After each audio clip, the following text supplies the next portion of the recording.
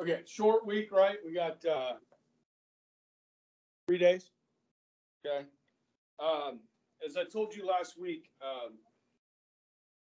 you're going to have an essay on this test. Okay. You guys, essays are not bad. You know what the question is before the test. You know what I mean? You know what the answer is, or what the question is. I'm going to give you the answer over the next couple of days. Okay. Which is to describe the 5 basic principles of the U.S. Constitution. Okay.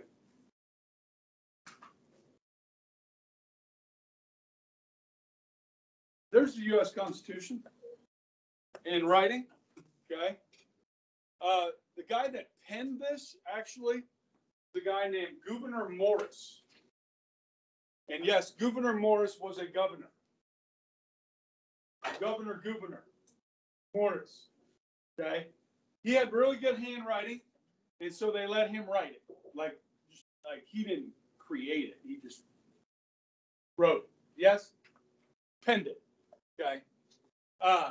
Unlike Jefferson with the Declaration, right? He wrote it and penned it. Okay.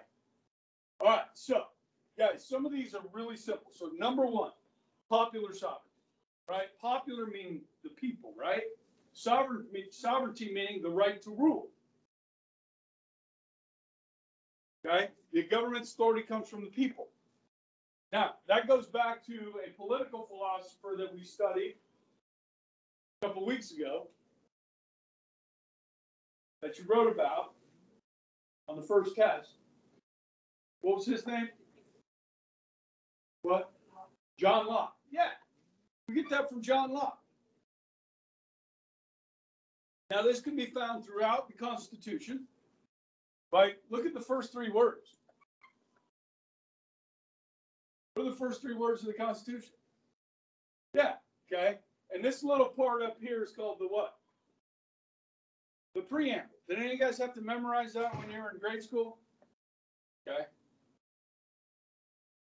You guys want some extra, like, bonus points on the test for, like, being able to write down the preamble? You want that? It doesn't hurt.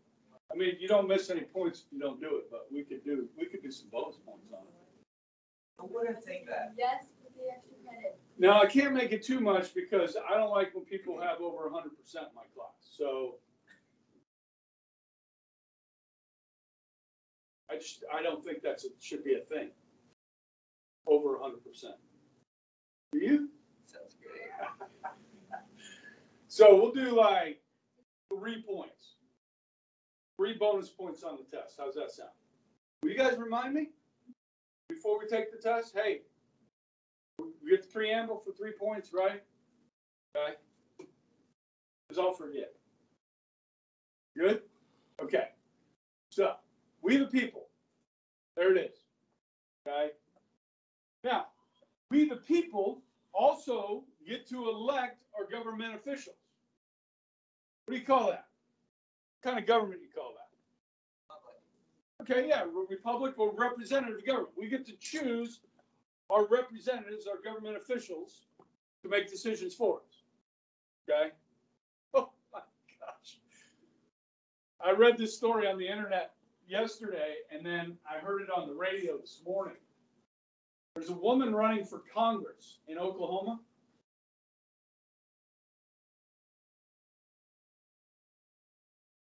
Apparently, she had too much to drink. She was drinking wine, and she mixed it with some medication. And she has a daughter, and so, like, her daughter was spending the night. They're having a sleepover. And this woman that's running for Congress got really, well, let's just say hammered, okay? Shows up at this girl's house where her daughter's at and starts, like, yelling at them. And then saying stuff like, I identify as an African American. She's a blonde woman. And then she threw up into one of the girl's shoes. They called, I mean, the house they were at, they called the police. I mean, she was like out of control. She said she doesn't remember any of it. She mixed wine and medications. She's publicly apologizing for her behavior. I don't think she's got much of a chance of winning. Plus, she's a Democrat in Oklahoma, so yeah, probably doesn't help. Okay, yeah. So this is a short paragraph on an essay right here. Okay, popular sovereignty. Okay, hopefully we choose these people wisely. You guys, I would imagine there are some people in Congress right now. Right? How many members do we have in the House of Representatives? How many in the Senate? I would imagine there is a substantial number, not a majority, but a substantial number of members of Congress that wouldn't mind us seeing us send troops to Ukraine, that want a war with Russia. Okay? Now, the American people don't want a war with Russia. And at this point, Ukraine is not part of NATO, so we do not have to go there. Okay? This upsets the world order as it is. And it's bad, and if there's a major war between those two nations, a lot of people are going to die. Okay? And that's not good for the planet. Okay? Do we try and prevent that by sending American troops in and create a broader war? You know what I mean? So I don't think we're there. But those are the people that will put pressure on Biden, President Biden, of how to act, how to respond. Okay? So, it is important who we elect here, for sure. All right, popular sovereignty. The second basic principle is limited government. And we've heard of this before. Remember, we didn't do a deep dive into the British constitutions. Remember the Magna Carta, 1215? This is really the first time we saw they put limits on the king. Okay? And so with Magna Carta, as people started coming over from England to the New World, they believed in this. So this is a principle that is long held in America. Okay? Not just in the United States, but in America. Okay? And so if government has unlimited power, it can't truly serve us. Because they can do whatever they want. Okay? So our Constitution is written to limit the powers of government. Not to limit your freedom, but to limit government's freedom to act and do whatever they want. You with me? It's guidelines. Okay? So, Article 1, Section 9, national government does not have the power to grant titles of nobility. We are not going to have any kings, queens, princes, princesses, dukes, earls,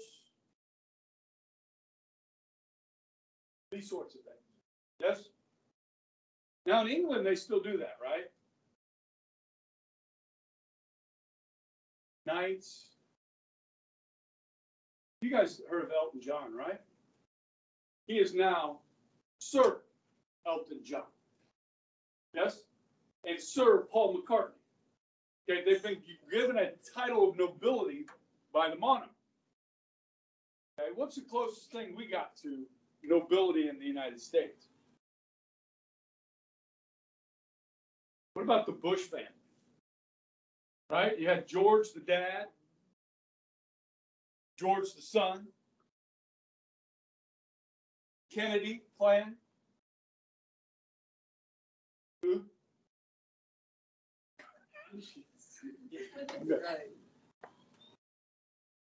Yeah, so no, we're not going to do that. And then the Bill of Rights that we talked about putting in really limits the government's ability to restrict our freedoms. Okay, so if you look at the Constitution itself, guys. Okay, so Article 9 is what I have up there. Okay, Congress is expressly forbidden to do the following: prohibit the importation of slaves or migration before 1808. So, guys, after 1808, no more slaves. We're not allowed to do that. Okay. suspend habeas corpus except during a rebellion or invasion. Now, we've done this. Abraham Lincoln did this. Did any of you guys catch the History Channel? There's a new thing on President's Day came out on Lincoln. We watched it. I mean, like, we're just flipping. Because I always check the History Channel because, you know, there might be something good on, like Pawn Stars or something like that, right? So I always check. I don't watch ancient aliens, okay? That's just like, that's stupid. I don't, you might think it's something, but I think it's stupid. It's a waste of time. But they came out with this documentary on Lincoln. During the Civil War, they started arresting people, holding them without charging them with a crime, suspending habeas corpus.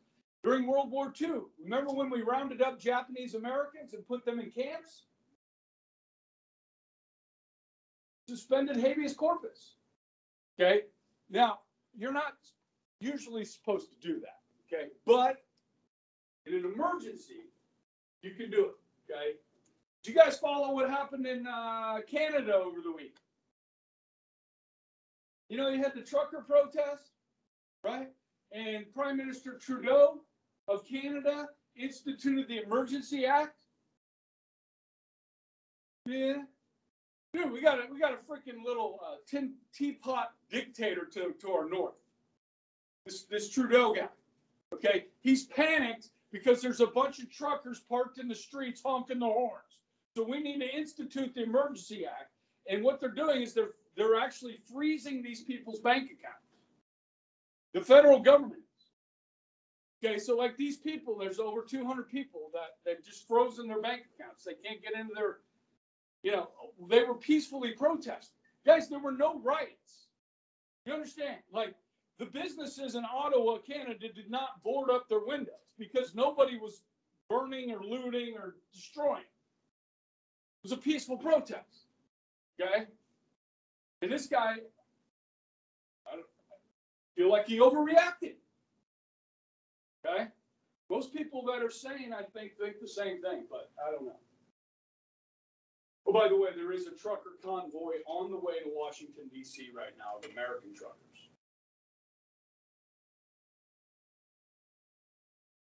Just in time for the State of the Union address that President Biden's going to get. They're calling out the National Guard. They're putting up new fencing around the Capitol. They're putting up new fencing around the White House. Okay. It's already like 6 fences. Yeah, you were just there. They're putting up more. Okay. Cannot bills 10. Okay. Lay a tax, exports. We talked about that. Make laws concerning trade that favor one state over another. Spend government money without the consent of Congress. Grant titles of nobility. So they place these limits on government, especially in Section 9, Article 1 of the Constitution. Okay. So that is a deep tradition and one of the basic principles of the U.S. Constitution. Okay. So those first 2 paragraphs are pretty short. You with me? There's not a lot. Now they get longer. Okay. So we talk about separation of powers. Okay. Now I had you guys read what? Faction Federalist number 10 and 71, I think it was. Okay.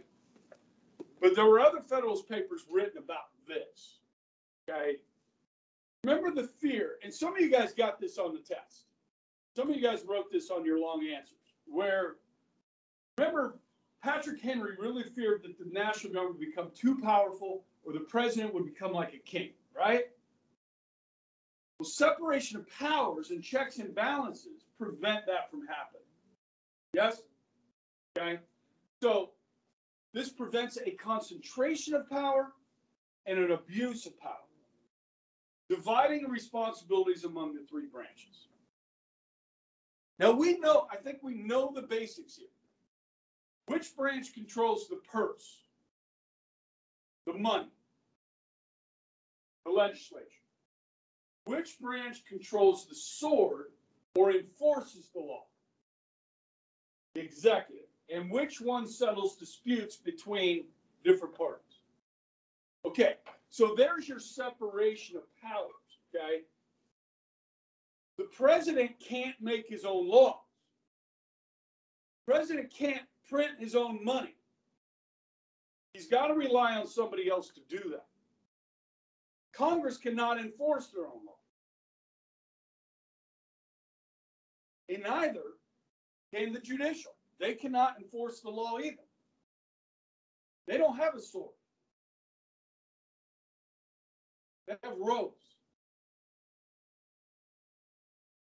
Robes. Yeah. Okay, so we will get to that in the executive branch, but usually executive orders, good question, Peter, are dealing with the government itself, federal lands.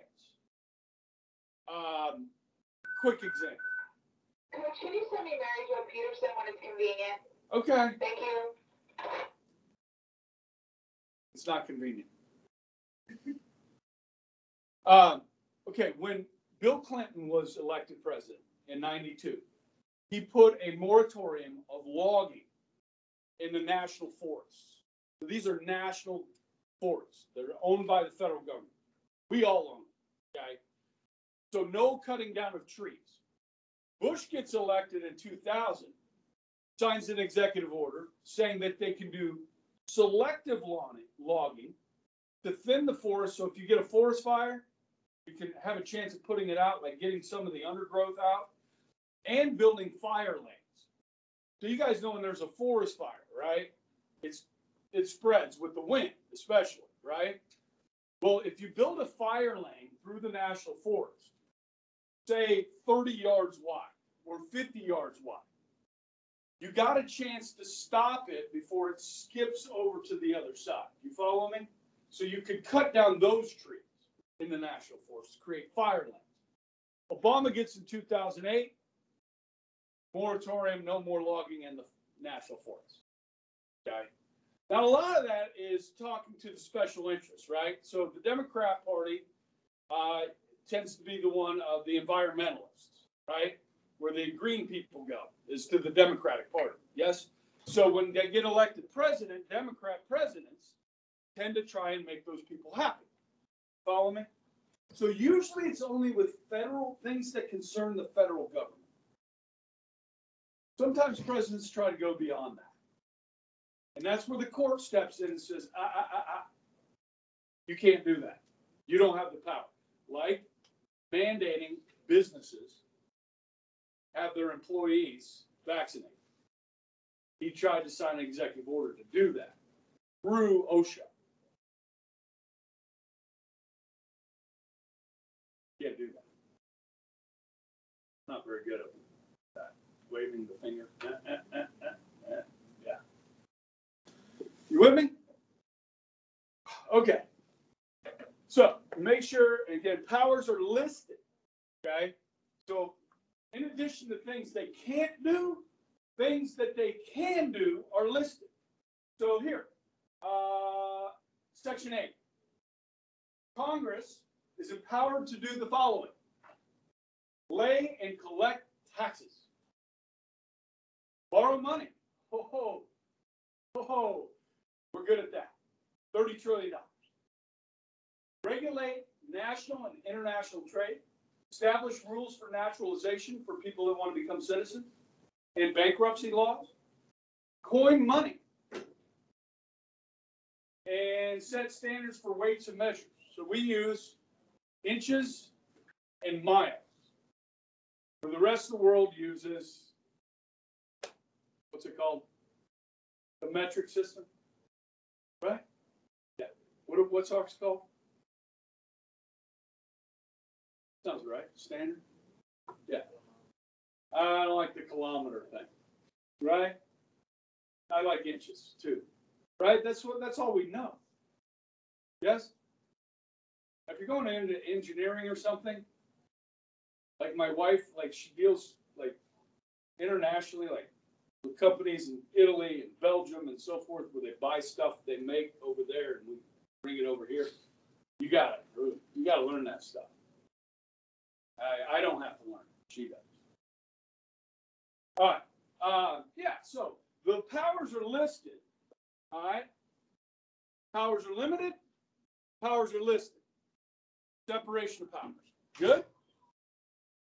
Now, we're going to break that down. So this is a longer paragraph. So this is just what I've been talking about. Okay? So legislative branch, we'll look at the first three articles to the Constitution, or the three branches. Legislative branch, first two columns. Executive branch and judicial branch, third column. Okay, so there's a lot about Congress in the Constitution. Okay, they make the nation's laws. Each chamber has its own special powers. Now, when we get to the legislative branch, guys, in class, which will be chapter 5, okay, we'll get into a lot more detail about the powers of the House and the powers of the Senate, being able to differentiate the two, okay? On the test, some of you, most of you, with the Great Compromise, listed, House based on population, Senate 2 each, okay? And that's something I really was looking for, okay? So you understand that, okay? Each chamber has its own powers, okay? Here's a couple. Legislation to fund the government must begin in the House. If they're going to tax us, if they're going to spend our money, that legislation has to start in the House of Representatives, because that's the group that is closest to us. If you go back, guys, to the colonial era, or even to the British system, under the English Bill of Rights in 1689, the House of Commons, which is the lower house, were the ones that could tax. Okay? In the colonies, I don't know if you remember me talking about this, the lower house was made up of colonists, and they were the ones that got to do the taxing and spending. So this is a tradition that we've held for a long time. Okay? So anytime they're going to spend your money, it's got to start there, or tax you. Can't start in the Senate. Okay? And then the Senate is the one, and we've talked about this, I believe, approves presidential appointments. What kind of people does the president get to appoint? Judges, justices, federal judges, Supreme Court justices, cabinet. Yes? The Senate has to approve those. Okay? And then treaties, which are a big deal. Like NATO is a treaty. It's a big deal. You got to have 2/3 of the Senate. Okay? They put a really high threshold on that. And that's because George Washington said, look, you don't want to get in these entangling alliances. Get you drawn into wars with these treaties. You got to be careful. Okay? Because if the Ukraine was in NATO right now, we would be at war.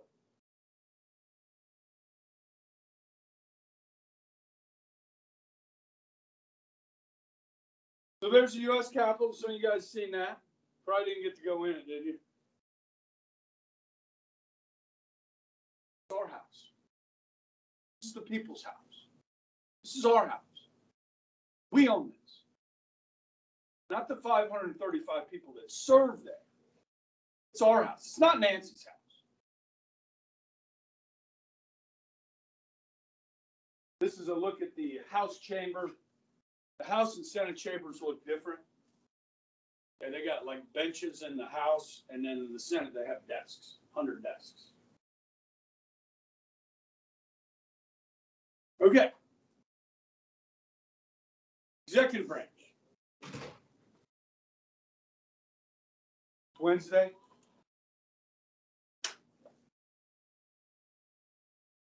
Video.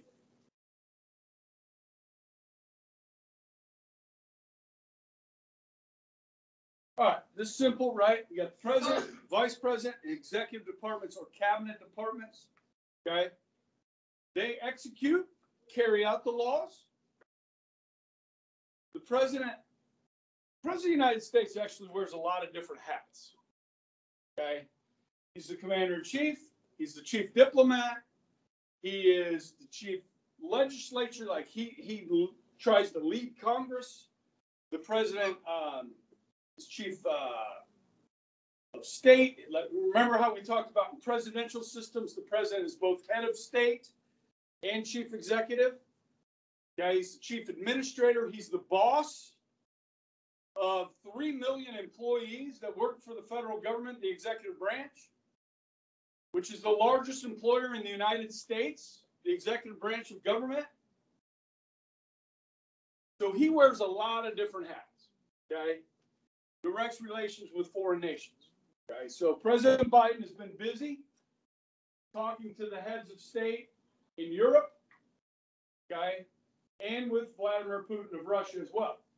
Now, they won't be talking much right now. Because basically we got an economic war going on with these sanctions, okay? And we're going to try and hit Russia hard so that they don't do a full invasion and get a huge outbreak of war, okay? But Putin is doing this really smart.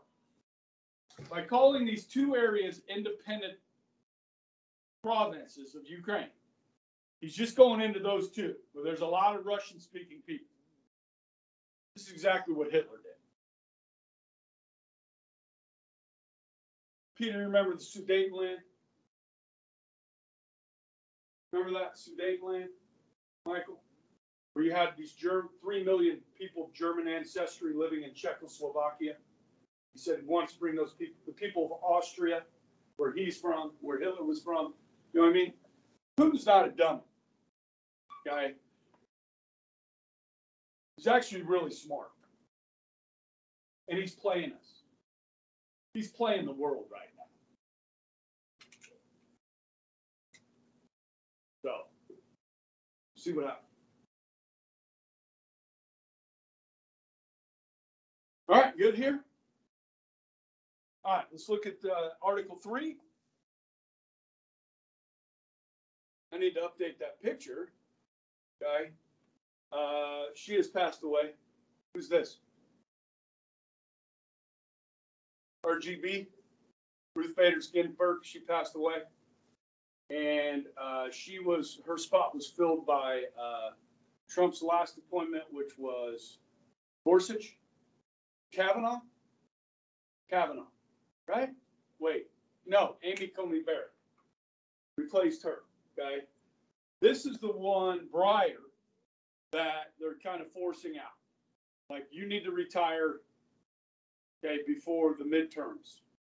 So President Biden can appoint one while the Democrats control the Senate still. So that they can appoint the person they want, which we know from President Biden is going to be racial and gender pick. Yes? It's going to be a black woman. Yes? You've heard this? Did I talk about that? Yeah. So, this is Clarence Thomas. Okay. He was appointed by Reagan. He's been on the court a long, or maybe Bush. He was appointed by Bush, W. Bush.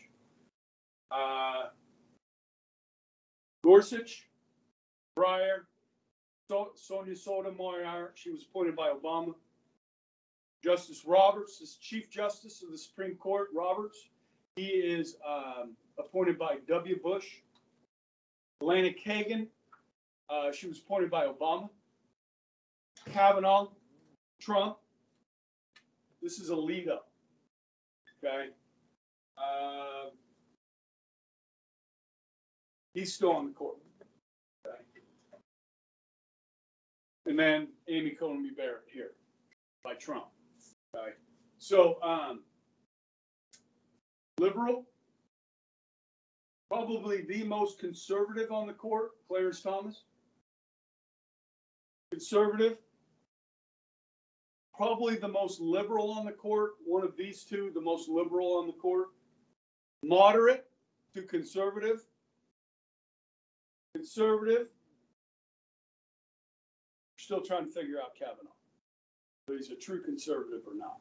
Okay. But moderate to conservative. 6-3 advantage to the conservative side. Okay.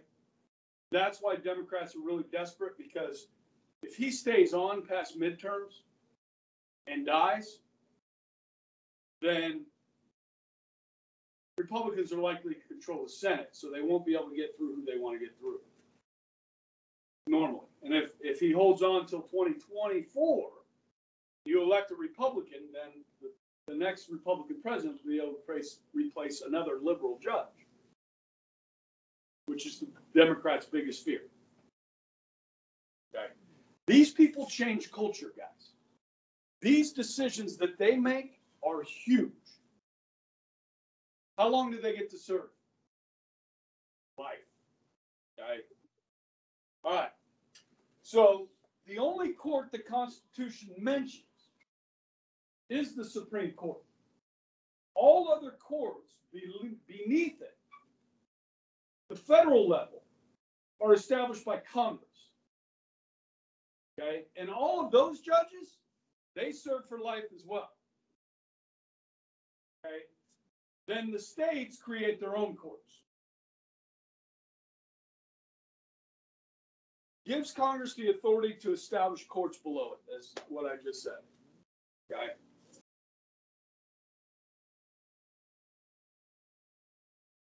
So you have to be careful about who you put on these courts, since they serve for life. You understand? Because you can't get rid of them if they make bad decisions. You can't get rid of them. Now, you can impeach a federal judge if they commit a heinous act, a crime. But you can't impeach them for bad decisions. Okay? And I don't know if I ever described this for you. The federal courts, you got Supreme Court, right? There's 13 circuit courts. Okay? And each one of these has 24 judges. There's 9 judges here, 24 here. And then there's 94 federal district courts with multiple judges here. So there's hundreds of federal judges that serve for life. The president gets to appoint all of them. The Senate has to approve all of them. Okay? So the people that the black women that Biden are looking at are women that serve here and here.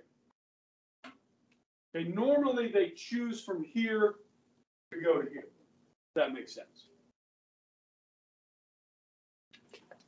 Not always, though. Okay? We've had governors and stuff like that named as Supreme Court justices. So, okay, well, we're about out of time. So that is separation of powers. They each have their own distinct responsibilities. Actually, there's a little bit more with the judicial branch that we'll start with tomorrow. Yeah, get out of here.